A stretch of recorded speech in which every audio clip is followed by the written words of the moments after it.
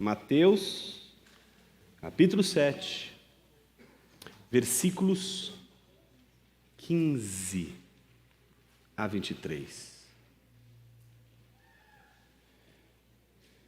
Diz assim a palavra de Deus: cuidado com os falsos profetas que se apresentam a vocês disfarçados de ovelhas, mas por dentro são lobos vorazes. Pelos seus frutos vocês os conhecerão. Por acaso se colhem uvas de espinheiros ou figos de ervas daninhas? Assim, toda árvore boa produz frutos bons, porém a árvore má produz frutos maus. A árvore boa não pode produzir frutos maus, e a árvore má não pode produzir frutos bons. Toda árvore que não produz bom fruto é cortada e jogada no fogo. Assim, pois, pelos seus frutos, vocês os conhecerão. Nem todo que me diz Senhor, Senhor, entrará no reino dos céus, mas aquele que faz a vontade de meu Pai que está nos céus. Muitos naquele dia vão me dizer: Senhor, Senhor, nós não profetizamos em seu nome, e em seu nome não expulsamos demônios, e em seu nome não fizemos muitos milagres. Então lhes direi claramente: eu nunca conheci vocês. Afastem-se de mim, vocês que praticam o mal. Oremos mais uma vez. Pai, estamos diante do teu texto sagrado que nos foi legado como alimento para a alma. Sob a iluminação do teu Espírito, rogamos, alimenta-nos. Transforma a nossa vida, buscamos transformação o tempo todo, porque não estamos contentes em nos parecermos com Adão. Nossa alegria está em nos parecermos dia a dia com Cristo. Nos ajude, Senhor, a carregarmos em nós não apenas a semelhança daquele que é terreno, mas daquele que é celestial. Não apenas a semelhança de Adão, mas acima de tudo a semelhança de Cristo. Assim oramos em nome de Jesus, teu Filho. Amém. Vimos na semana passada que o Sermão do Monte encerra com reais dilemas. E dilemas reais são diferentes de falsos dilemas. Falsos dilemas são aqueles em que você é colocado a escolher entre duas coisas, quando você poderia escolher entre 3, 4, 5, 6. E é por isso que os falsos dilemas, eles só conseguem exercer um domínio sobre nós no grito. Alguém chega e diz para você: você tem que escolher entre A e B. E aí você fala: ai meu Deus, B. Mas você podia escolher C, D, E, F. Mas o real dilema não é retórico. O real dilema é realmente uma escolha entre dois pontos, entre dois caminhos. Porque não há um terceiro, não há um quarto caminho, não é uma quinta opção. Ou é um ou é outro. Então o que Jesus fez no Sermão da Montanha? Desfez todos os falsos dilemas. Foi desfazendo um por um, até chegar no dilema do discipulado. E ele começa o dilema do discipulado, como vimos na semana passada, colocando o primeiro importante dilema no discipulado de Cristo. Deve haver diferença entre a igreja e o mundo. Deve haver diferença entre o discípulo de Cristo e aquele que não é discípulo de Jesus. Aquele que é conhecido por Jesus, como aquele que não é conhecido por Jesus. Aquele que é reconhecido como discípulo de Cristo, aquele que não é reconhecido como discípulo de Cristo. E vimos na semana passada que a porta estreita e o caminho estreito é aquele que evidencia que poucos e não muitos são os que por ele entram. Os discípulos, portanto, de Jesus não optam pelo caminho largo e pela porta larga, mas pela porta estreita e o caminho estreito. Então, por isso, eles são separados de todos aqueles que preferem a porta larga, o caminho espaçoso. O O primeiro dilema fez a separação entre igreja e mundo. Hoje vamos para o segundo dilema. Se você acha que você entrou pela porta estreita, e agora sim Jesus fez a separação entre ovelhas e lobos, e os lobos estão lá na porta larga, os lobos estão no caminho largo e espaçoso, e agora você está num caminho estreito, entrou pela porta estreita, e esse caminho é tão doloroso, mas pelo menos não tem nenhum lobo no caminho. Sinto lhe dizer, a nossa história não é a do Chapeuzinho Vermelho, mas é a história de lobos disfarçados de ovelhas no caminho estreito. Vamos falar da separação hoje. Uma segunda separação, não entre a igreja e o mundo, mas entre aqueles que seguem Jesus.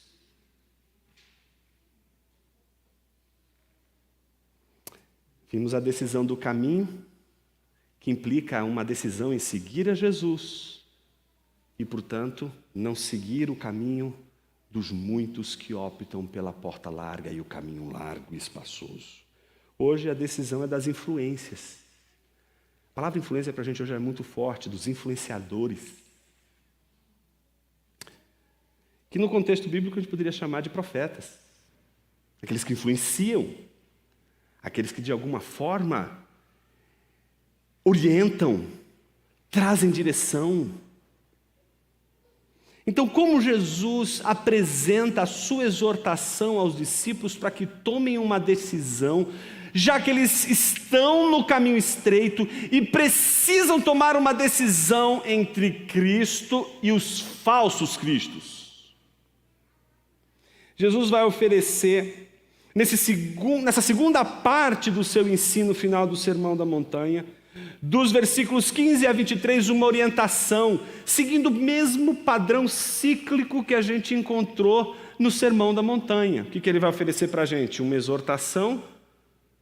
Lembra? Sempre que tem um ensino, uma exortação, em seguida vem o quê? Uma ilustração, um exemplo. E depois do exemplo, Jesus apresenta, nesse caso específico, uma exceção a tudo aquilo que ele acabou de ensinar e exemplificar. Então, o texto que nós acabamos de ler está dividido em 3 partes. A primeira parte está no versículo 15, quando Jesus apresenta uma exortação. Cuidado com os falsos profetas, cuidado com os falsos discípulos. A segunda parte do trecho de Jesus, do ensino de Jesus, vem acompanhada de uma ilustração, que a gente chama aqui de ilustração das 2 árvores, que vai do versículo 16 ao 20. Jesus claramente oferece uma ilustração para explicar tudo aquilo que ele acabou de dizer. E a terceira parte da exposição de Jesus, que vai do versículo 21 a 23, vem acompanhada de uma exceção que Jesus precisa apresentar, não por conta daquilo que ele acabou de ensinar, mas por conta da incapacidade do discernimento dentro da própria igreja, que vem exatamente pela questão dos bons frutos sem amor. Então vamos falar sobre exortação, uma ilustração e uma exceção. Comecemos com a exortação. A exortação de Jesus é muito clara no versículo 15. Cuidado com os farsantes. Cuidado com os falsos discípulos. Cuidado com os falsos mestres. Cuidado com o ilusionismo na vida cristã. Cuidado com as aparências. Jesus está preocupado, porque os discípulos precisam entender que eles são ovelhas, mas ovelhas que foram separadas dos lobos, mas que agora vão caminhar num caminho estreito, em que os lobos não são visíveis. Eles já sabem identificar os lobos. Eles identificam facilmente um lobo, sabem o que é um lobo, batem o olho e sabem, isso é um lobo, isso é uma ovelha, certo? Ninguém vai confundir um bode com uma melancia, ninguém vai confundir uma ovelha com um lobo. É claro, é visível, é patente, é inquestionável. Jesus não está preocupado com essa capacidade de discernir que agora os discípulos já têm. eles sabem discernir entre ser discípulo e ser multidão. Eles sabem o que é seguir a Jesus sendo uma multidão de lobos, sabem o que é seguir a Jesus sendo discípulos. Mas o que eles precisam aprender na caminhada é aquilo que é tão difícil de aprender na vida: discernir as ovelhas que não são ovelhas. As ovelhas que nos enganam por parecerem-se ovelhas, mas que no fundo, são lobos disfarçados de ovelha. Observe o que Jesus diz: cuidado com os falsos profetas, que se apresentam a vocês com disfarce. É a arte do ilusionismo, é a arte do disfarce, é a arte de se esconder, é a arte de se disfarçar como ovelha, mas que por dentro são lobos, e não são lobos domesticados, são lobos vorazes, famintos.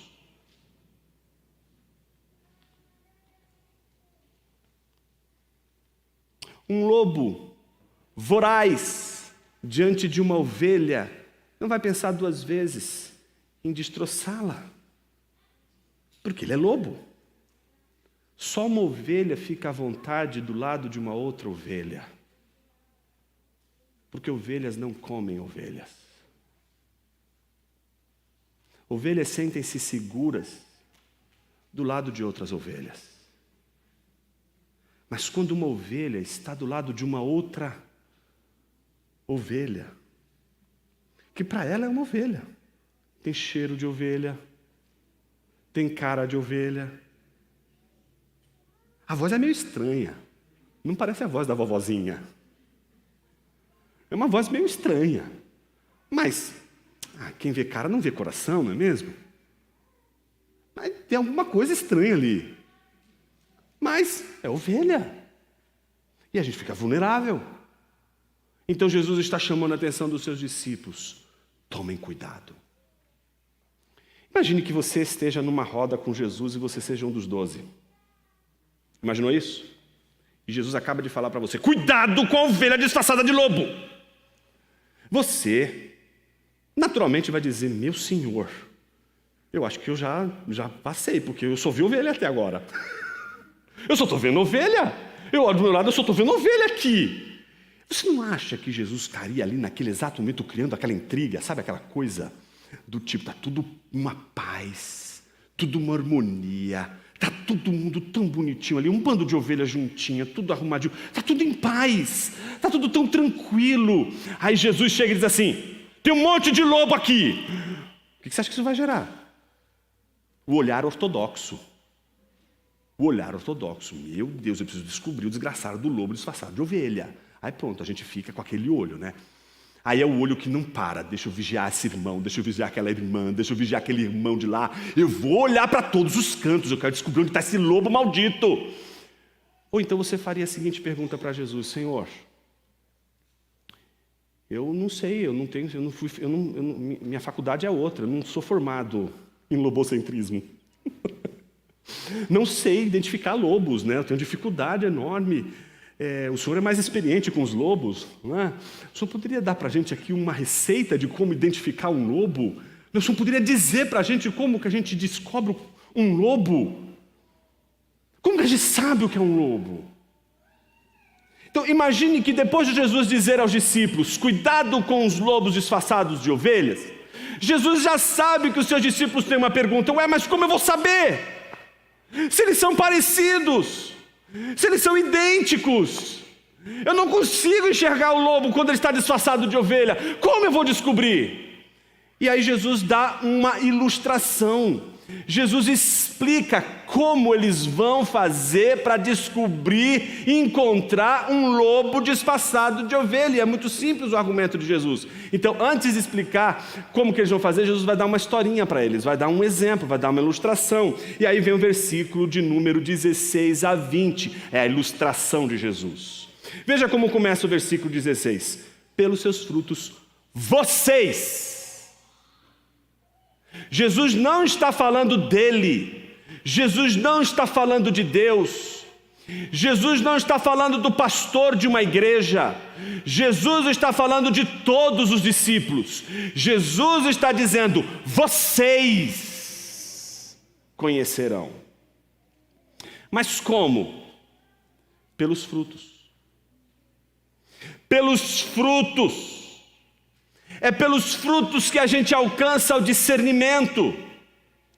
E é só por causa dos frutos que a gente se desespera. Parece que Jesus deu uma solução fácil para a gente. Parece que Jesus deu um critério muito simples para a gente. Pelos frutos? Então pronto, é só ver o que a pessoa está fazendo, é só ver o que ele está produzindo, e eu vou descobrir. Bem, resposta errada. Nem sempre é assim. Os frutos não acontecem a todo instante, a todo momento.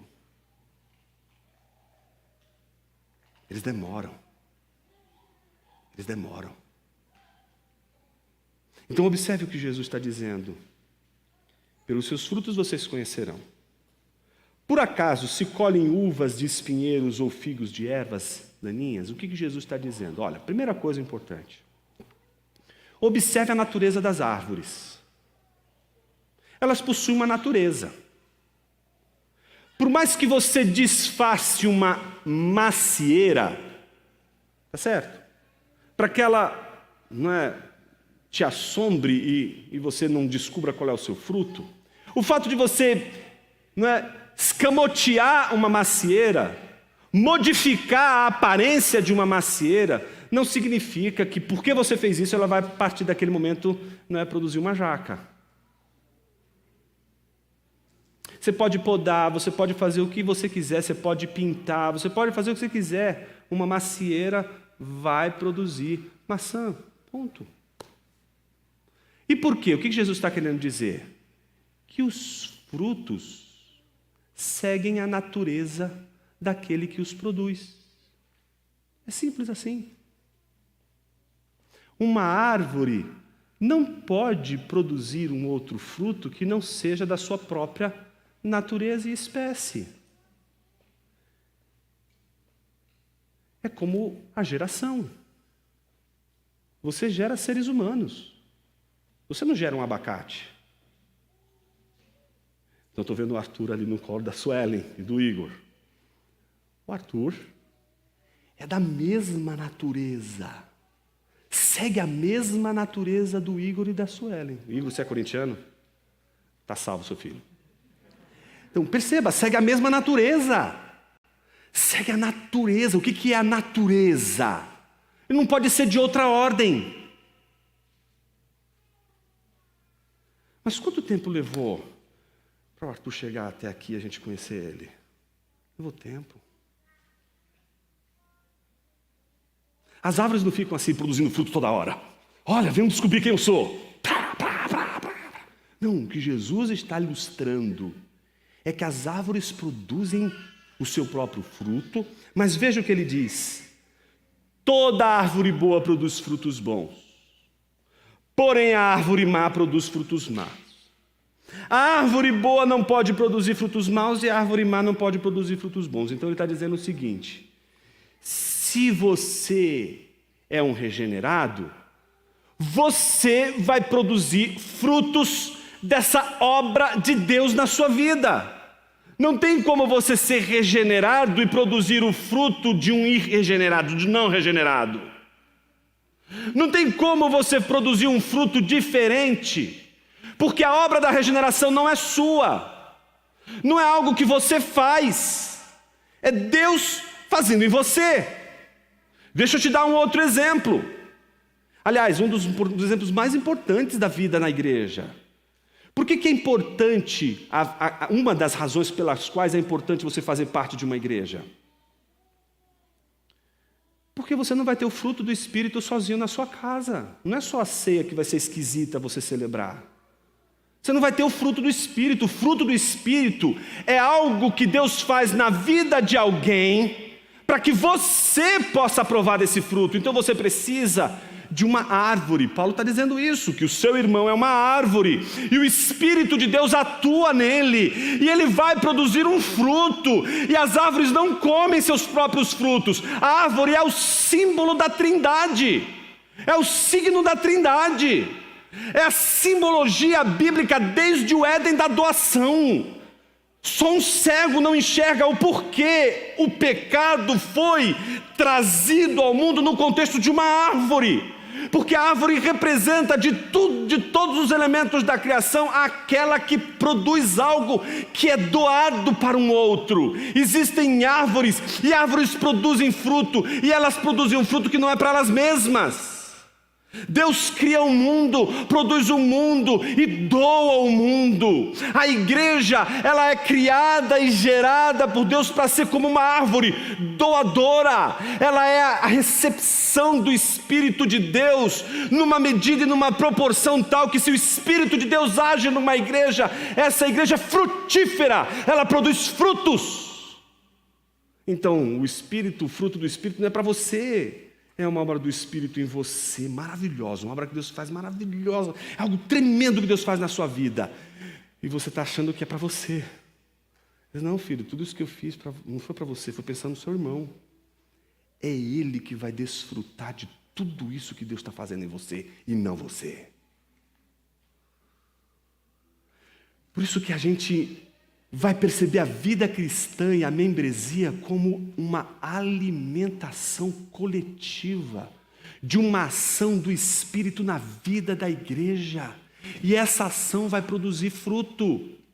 Por isso existem as obras da carne e o fruto do Espírito. As obras da carne representam exatamente aqueles que podem estar numa igreja, que podem inclusive provar dessa ação poderosa do Espírito na vida das pessoas, sem elas mesmas terem sido transformadas em árvores.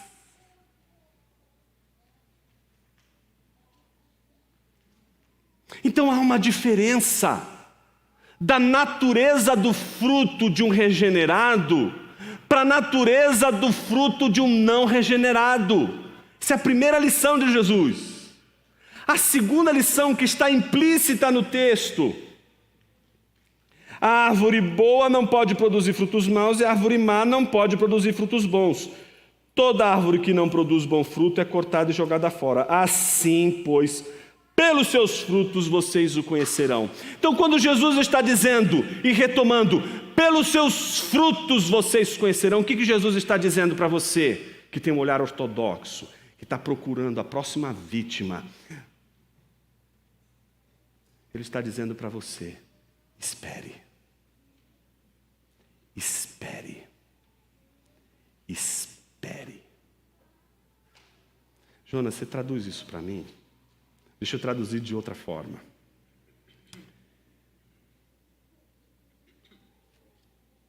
Imagine cenas que são claramente visíveis a partir do que Jesus está dizendo, que são as cenas das aparências.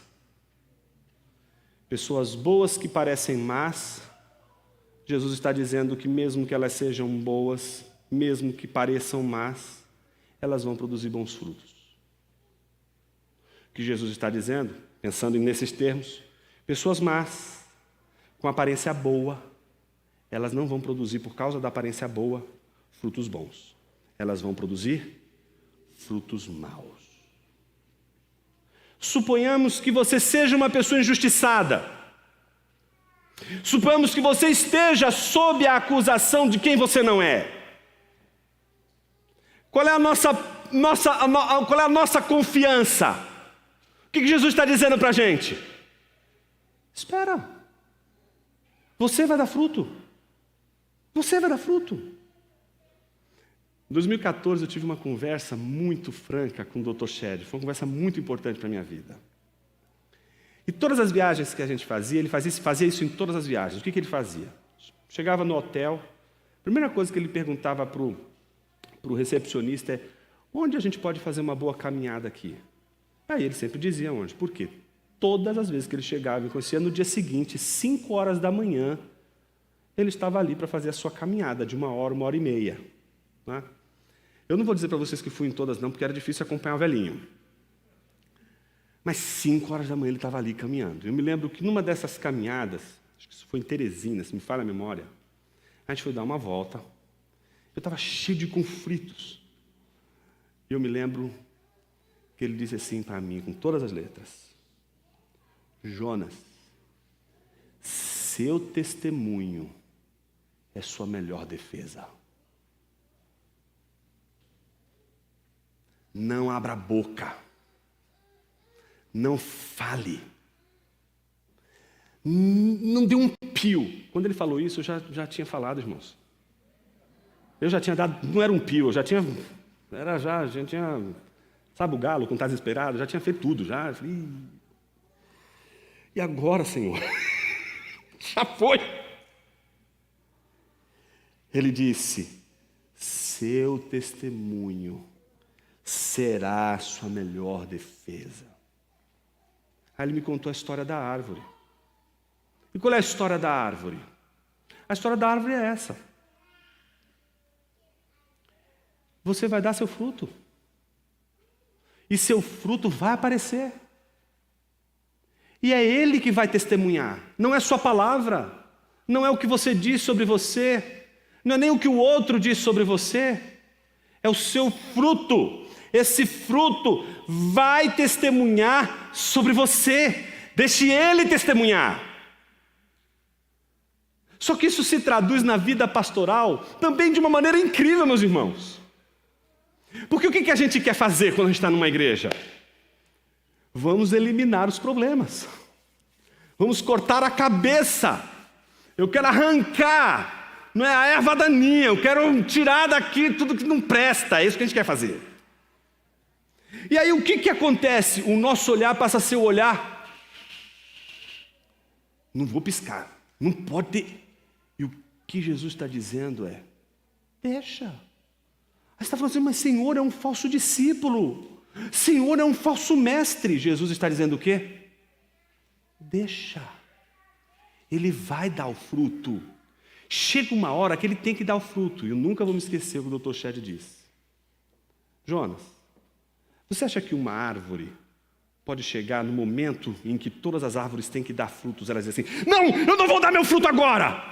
Não quero dar. Ela não tem vontade própria. Ela não tem controle sobre o fruto. Ela não tem o como não dar o fruto, para permanecer escondida, para permanecer nas sombras, para permanecer na escuridão. Vai chegar uma hora que vai dar fruto e não tem jeito, as aparências não subsistem ao fruto. O fruto arrebenta com as aparências. Então não existe a preocupação com a questão do tempo, enquanto a gente não estiver atravessado pela ansiedade do tempo. É como se a gente estivesse dizendo assim, mas Senhor, e o que pode acontecer? O que pode...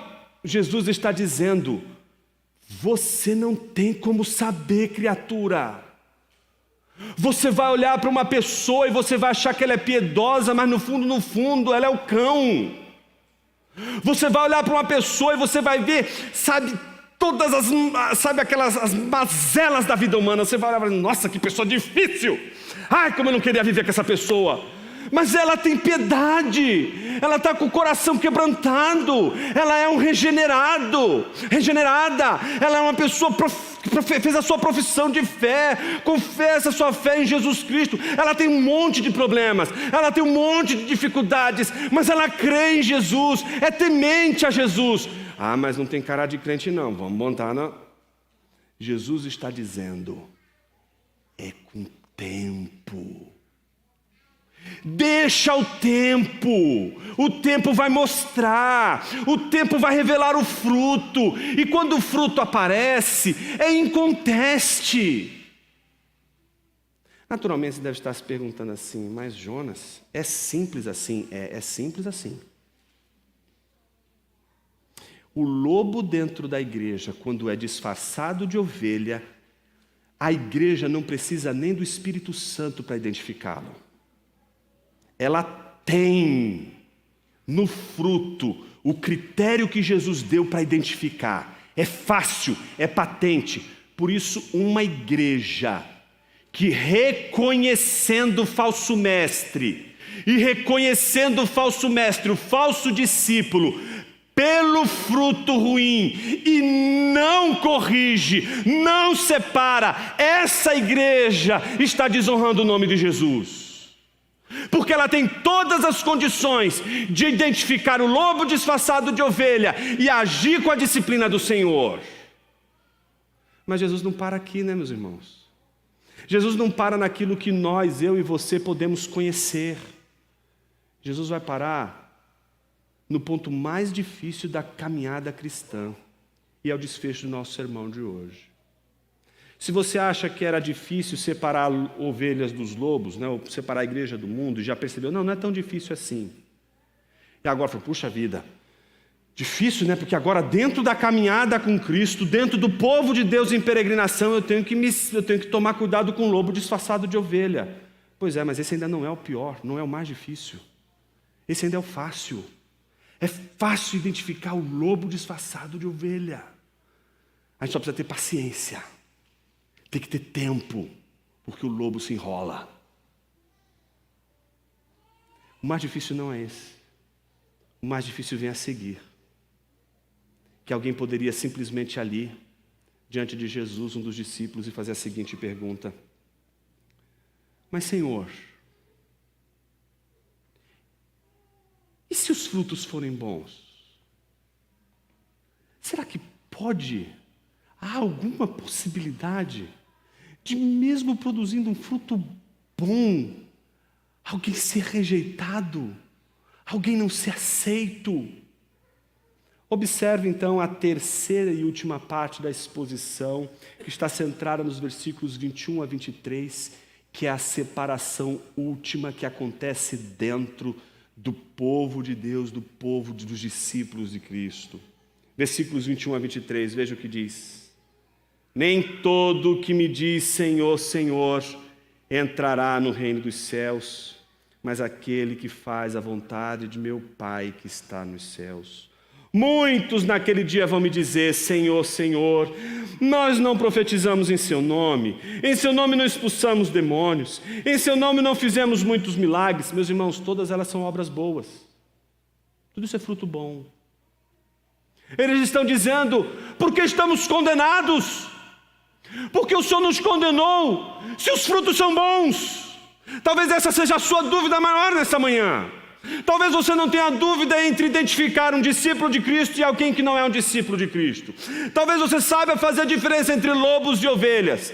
Talvez agora, principalmente agora pelo testemunho da palavra, você saiba identificar facilmente a diferença entre ovelhas e lobos disfarçados de ovelhas. Jesus te deu um critério: observe os frutos. Se não tem fruto, espera, porque o fruto vai mostrar. Aguarda, porque chega a hora de oferecer o fruto, e na hora de oferecer o fruto a gente pode julgar. Vocês podem identificar então os lobos disfarçados de ovelhas. Mas existe um terceiro, e esse terceiro ninguém aqui tem capacidade de fazer juízo algum. A terceira separação, a igreja não tem o direito, porque ela não tem a capacidade de discernir. Porque se você prestou atenção nesse sermão até agora, você sabe que as únicas evidências que a gente tem para julgar os outros é o externo, é o fruto, é o que a gente vê. A gente vê as aparências, mas Jesus nos dá outra coisa que a gente vê, que são os frutos. E ele diz: observe as aparências, observe os frutos, está vendo? O fruto você conhece. Mas mais uma vez, estamos discernindo a partir do que vemos. A terceira e última separação, a igreja não tem autoridade. Porque ela não diz respeito a algo que a gente vê. Ela não diz respeito a algo que aparece como um fruto viçoso numa árvore frondosa. A terceira e última separação se dá naquilo que nenhum de nós é capaz de escrutinar, de analisar, de examinar, de ver, e por isso incapazes somos de julgar, que é o coração das pessoas.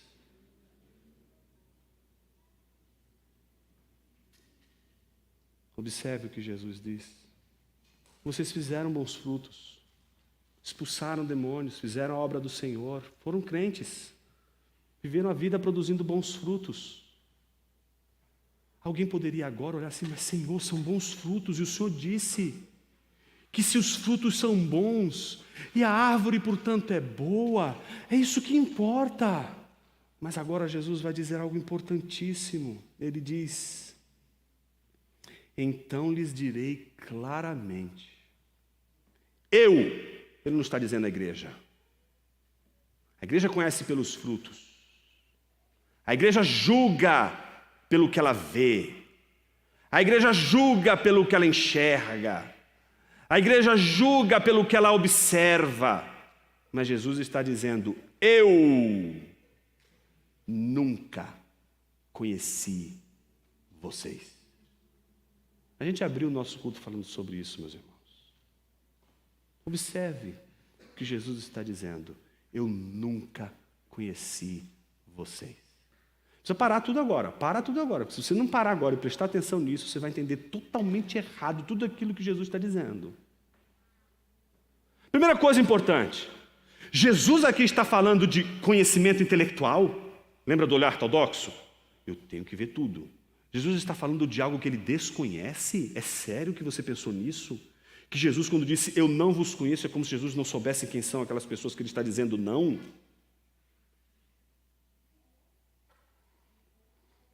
Precisaríamos ser muito ingênuos para achar que Jesus estava se referindo apenas a informações do tipo: olha, eu não sei quem são vocês, né? Vocês estão chegando agora aqui na igreja, a gente precisa de um tempo para conhecer vocês, né? Vocês precisam passar uns 6 meses aí para a gente ver vocês, e pelo fruto a gente vai julgando e vai, né?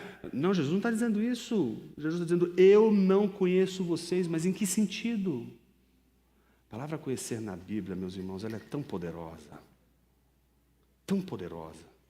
que é um pecado você trabalhar a palavra conhecer na Bíblia como se fosse algo somente intelectual. Você nunca percebeu na Bíblia, quando a Bíblia fala Abraão conheceu Sara? Abraão fez, deixa eu fazer uma pesquisa no Google para saber quem é Sara. Partidão. Onde ela fez faculdade? Lá na USP. Interessante. Gosta de história. Partidão. É isso? Quando a Bíblia diz que Abraão conheceu Sara, está falando dos afetos. Eu dei uma deixa para você, viu, maridão?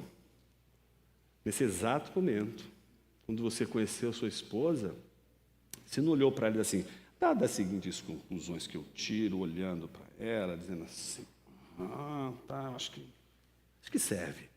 Se você fizer isso, você dorme no sofá hoje, filho. O que aconteceu naquela hora, quando você conheceu, não foi só que você olhou e entendeu. Você foi atraído. Não consigo mais. É daqui, é paixão, é amor. Sabe, não é só mente, não é só intelecto, é da ordem do amor. Jesus não está falando só de entendimento. Jesus está falando do amor. Você está entendendo que é muito mais grave do que você pode imaginar. Aí você diz assim: mas espera aí, eu nunca conheci vocês. Imagine dizendo assim: eu nunca amei vocês. Não pense só: eu nunca conheci vocês. Pense em Jesus dizendo: eu nunca amei vocês. Você olha assim: mas poxa, como é que Jesus pode fazer isso? A Bíblia diz: Deus amou o mundo de tal maneira que deu seu Filho unigênito. Como Jesus poderia dizer a uma pessoa: não amei vocês? Como Jesus poderia dizer para alguém: eu não conheço vocês? Nesses termos. E ainda mais dizer: afastem-se de mim, Vocês que praticam mal, vejam, praticam mal, mas ele agora acabou de fazer uma lista de coisas boas. São inclusive aquelas coisas que você e eu julgamos, para saber se alguém é um lobo disfarçado de ovelha ou não. E Jesus está dizendo, essas coisas todas boas, que eu e você julgaríamos como pessoas boas, que eu e você julgaríamos como crentes, como regenerados, como gente de Deus. Jesus está dizendo, vocês fizeram mal. Vocês estão entendendo o que Jesus está dizendo? Jesus está dizendo como que você ia saber que isso era mal? Porque Jesus agora está dizendo para algo que não tem como a gente saber. Porque Jesus está trabalhando com aquilo que nós não trabalhamos. Jesus está trabalhando com o coração humano. Jesus está trabalhando com a consciência que Jesus tem das pessoas, não por aquilo que elas meramente fazem, não por aquilo que elas realmente realizam, mas pelo seu próprio coração. Se você não entendeu ainda o que eu estou te dizendo, eu vou te traduzir em outros termos. Jesus olha para uma igreja, é a primeira lista das 7 igrejas da Ásia proconsular, é a primeira delas. Jesus olha para essa igreja e diz assim: conheço vocês. Jesus conhece Éfeso. Jesus conhece Éfeso porque Jesus está andando naquela igreja. Jesus conhece aquela igreja mais do que ninguém. E Jesus diz para ela: olha, vocês são incríveis. O primeiro ponto que Jesus diz: vocês são ortodoxos, herege, falso profeta, falso discípulo, não tem vez na igreja de vocês.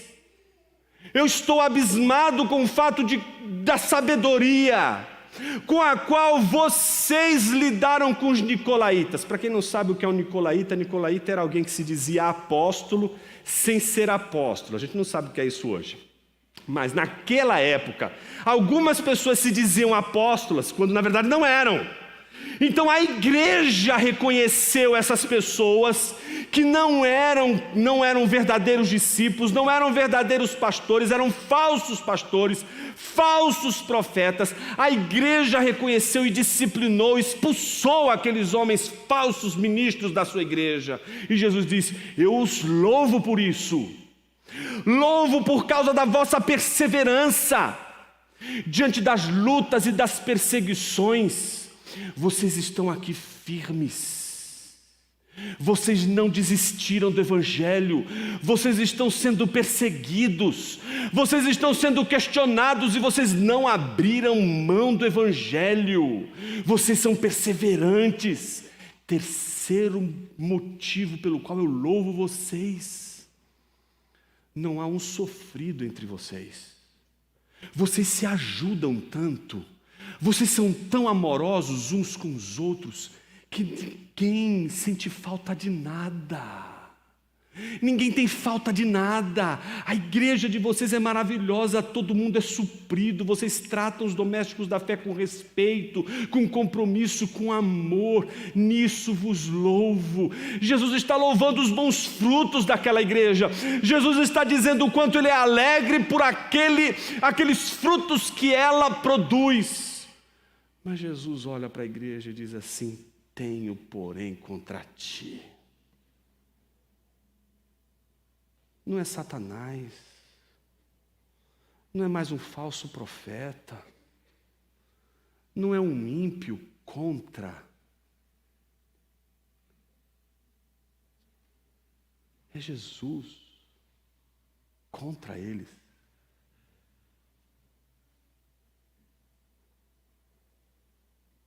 Nós podemos esconder a treva do nosso coração e a falta do nosso amor por Jesus nas boas obras. E isso acontece quando a gente ama o que Jesus ama, mas não ama Jesus. É claro que uma pessoa que ama o que Jesus amou vai produzir fruto desse amor. Quem ama a igreja vai produzir frutos bons. Mas o discipulado com Cristo não é amor pela igreja. O discipulado com Cristo começa com amor a Ele. Então Jesus diz: tenho porém contra ti que abandonaste, aí nossas traduções têm que abandonaste o primeiro amor. Aí muitas pessoas acabam interpretando esse primeiro amor como o início da vida cristã. E aí está um errinho, né, de percepção do texto. Porque é como se a gente estivesse dizendo assim: naquele momento em que eu fui convertido, e era o início da vida cristã, eu evangelizava, era um fogo, irmãos. Eu cantava, era oração toda hora, era vigília, era experiência maravilhosa, era evangelização toda hora, era um negócio louco, passava o domingo inteiro na igreja. Hoje a gente é mais cínico, né? A gente, não, domingo de manhã tá bom, à tarde a gente faz o Shabat. O dia inteiro eu ficava na igreja, aquela coisa maravilhosa. Hoje eu estou assim, esse crente que está vindo na igreja para bater cartão. Então eu acho que é isso que Deus está falando para mim, né, Jonas? Para eu voltar para aquele tempo. Não seja estúpido, Jesus não está falando disso. Jesus não está dizendo para você voltar no tempo. Ali, o primeiro amor pode ser entendido também como próteros, né? Aquilo que vem antes. Tenho, porém, contra ti que abandonaste o amor que vem antes. Antes de tudo isso, antes da ortodoxia, antes da perseverança, antes do amor aos domésticos da fé, antes dos bons frutos, é o amor que deve vir. Vocês percebem para onde o sermão de Jesus está caminhando? Para o início do discipulado. O discipulado de Cristo começa com esse amor. E se você estava aqui na semana passada, você sabe muito bem que se você pega um caminho mais longo e vai seguindo ele e descobre que está no caminho errado, não adianta você buscar dali um atalho, uma ponte para pular para o caminho estreito, porque o caminho estreito só pode ser acessado pela porta estreita que é Jesus. Terminamos o sermão da semana passada dizendo isso: entre pela porta do discipulado que é Jesus. Se você tiver que recomeçar, sua vida com Deus, não comece pelas boas obras, não comece pela piedade, não comece pelos frutos. Comece em primeiro lugar onde começa toda a vida cristã, no amor a Jesus pelo que Ele fez. Se esse amor não nascer, não brotar do seu coração, a partir de uma compreensão clara de que Ele está cravado naquela cruz e sangrando por causa de você, você não vai entender que todas as suas boas obras não é para você, mas é para Ele, é para a sua glória e por amor a Ele. A pergunta, portanto, nesta manhã, não é se você é capaz de boas obras, mas se você é capaz de amor. Porque se você é capaz de amor, as boas obras são inevitáveis.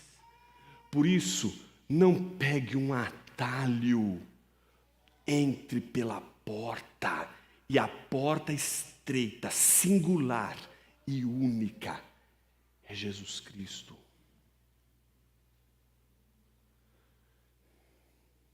A que conclusão chegamos?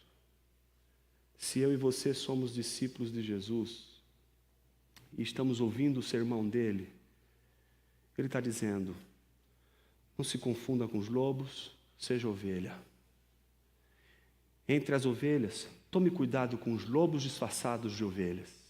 E para isso eu te dou um sinal: os bons frutos. Julgue pelos bons frutos. Enquanto você estiver julgando pelos bons frutos, você terá amparo bíblico.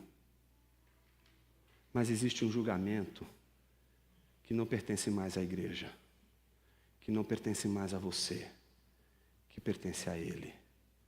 Porque a igreja pode falhar no seu julgamento. A igreja pode errar no seu julgamento. Porque a igreja vai sempre olhar o que ela vê. E jamais vai enxergar aquilo que só Jesus enxerga.